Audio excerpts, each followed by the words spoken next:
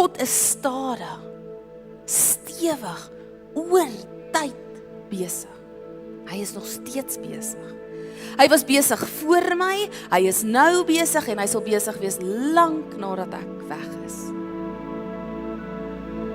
En as ek terugkyk oor my 7 jaar hier, dan sien ek dit. Ek sien nie my werk nie, ek sien God se werk en sy groot genade. Ek sien mense wat deur ongelooflike moeilike situasies en seisoene gegaan het en staande gebly het. Ek sien kinders wat voor my oë groot geword het, ten spyte van die aanslagte van die wêreld.